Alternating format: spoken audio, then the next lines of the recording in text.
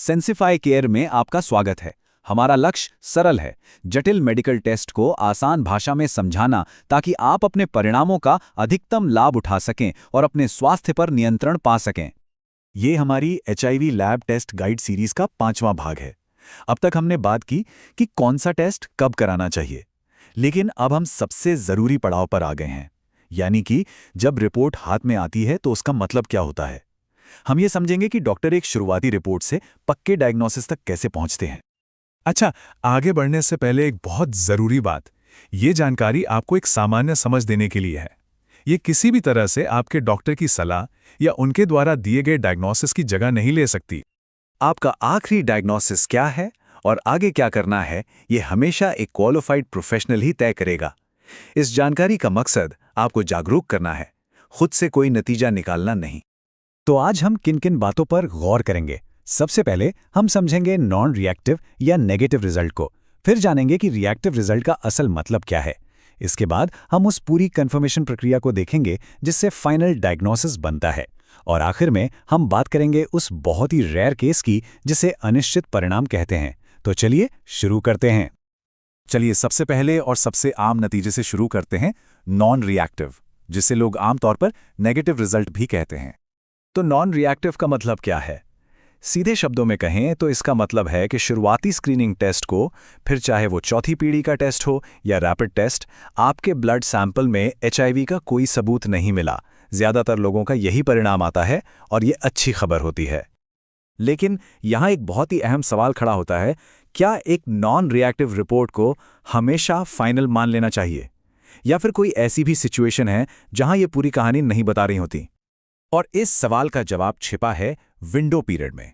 जैसा कि हमने पिछले भाग में भी बात की थी, एक नेगेटिव रिजल्ट को 100% पक्का तभी माना जा सकता है जब टेस्ट सही विंडो पीरियड खत्म होने के बाद किया गया हो। अगर टेस्ट बहुत जल्दी कर लिया जाता है तो यह मुमकिन है कि शरीर में वायरस के निशान इतने कम हों कि टेस्ट उन्हें पकड़ ही ना पाए। तो ऐसी स्थिति में क्या करना चाहिए? देखिए, अगर किसी भी संभावित जोखिम के 90 दिन बाद टेस्ट हुआ है और रिपोर्ट नेगेटिव है, तो आप अपनी स्थिति को लेकर पूरी तरह से निश्चिंत हो सकते हैं। और हाँ, अगर आपको लगता है कि भविष्य में जोखिम की कोई आशंका है, तो ये अपने डॉक्टर से प्रेप यानी प्री एक्सपोजर प्रोफिलैक्सिस के बारे में बात करने का एक सही मौका हो सकता है।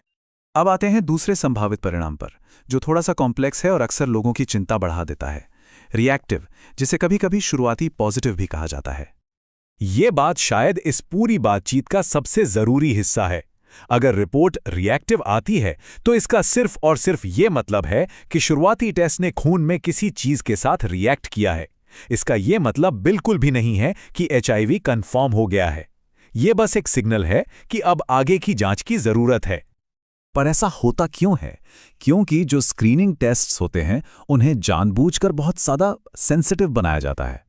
आप इसे एक बड़े मछली पकड़ने वाले जाल की तरह समझ सकते हैं, जिसका मकसद ये है कि कोई भी संभावित केस छूट ना जाए।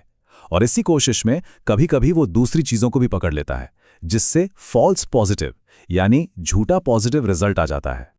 और इसी वजह से एचआईवी टेस्टिंग का एक सुनहरा नियम है जो पूरी दुनिया में माना जाता है।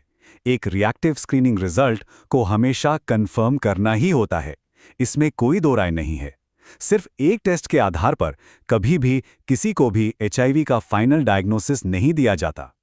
तो चलिए अब इस कंफर्मेशन प्रोसेस को समझते हैं, जिसे कंफर्मेशन एल्गोरिदम भी कहते हैं। ये एक बहुत ही सटीक और स्टेप बाय स्टेप तरीका है जिससे सच्चाई का पता लगाया जाता है।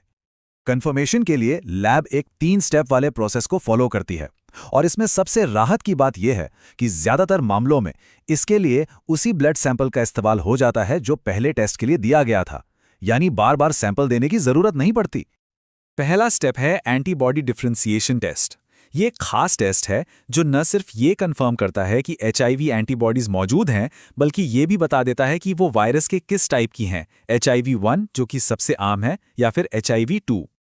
अब मान लीजिए कि पहले स्टेप का रिजल्ट क्लियर नहीं है, या ऐसा लग रहा है कि इन्फेक्शन बहुत ही नया हो सकता है, तो लैब NAT यानी न्यूक्लिक एसिड टेस्ट करती है।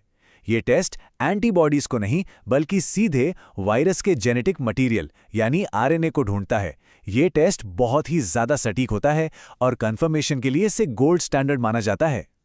तो जब ये पूरी जांच पड़ताल की प्रक्रिया खत्म हो जाती है तभी एक फाइनल और पक्का डायग्नोसिस दिया जा सकता है। तो इसके बाद दो ही मुख्य नतीजे हो सकते हैं। पहला, कंफर्म पॉजिटिव। इसका मतलब है कि सभी टेस्ट ने मिलकर एचआईवी की मौजूदगी को कंफर्म कर दिया है। ऐसे में अगला कदम होता है तुरंत इलाज शुरू करना, जिसे एंटी रेट्रोवायरल थेरेपी या ART कहते हैं। दूसरा नतीजा, फाइनल नेगेटिव। इसका मतलब यह है कि जो शुरुआती टेस्ट था वो फॉल्स पॉजिटिव था और बाकी के कंफर्म करने वाले सारे टेस्ट नेगेटिव आए हैं, यानी कि फाइनल डायग्नोसिस नेगेटिव है।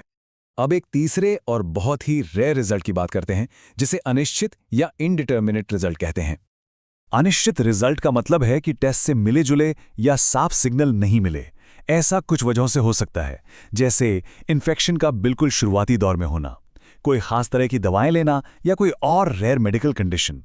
ऐसी हालत में अगला कदम हमेशा रीटेस्टिंग होता है।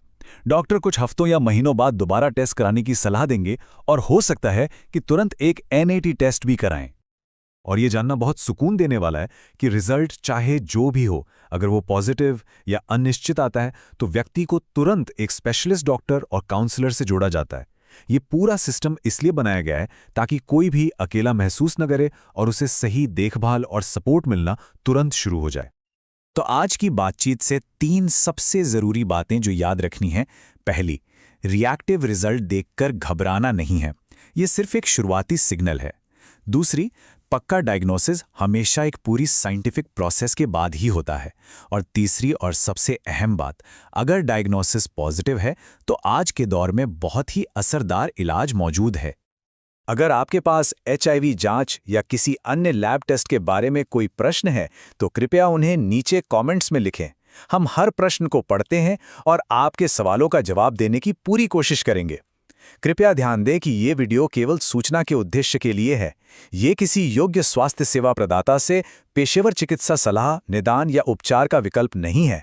यदि आपको किसी संभावित एक्सपोजर का संदेह है तो व्यक्तिगत सलाह और देखभाल के लिए तुरंत डॉक्टर से सलाह लें। हमने अब विज्ञान और परिणामों को कवर कर लिया है।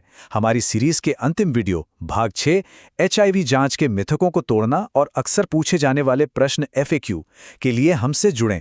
हम आम भयों, गोपनीयता और आगे क्या होता है इस पर विचार करेंगे।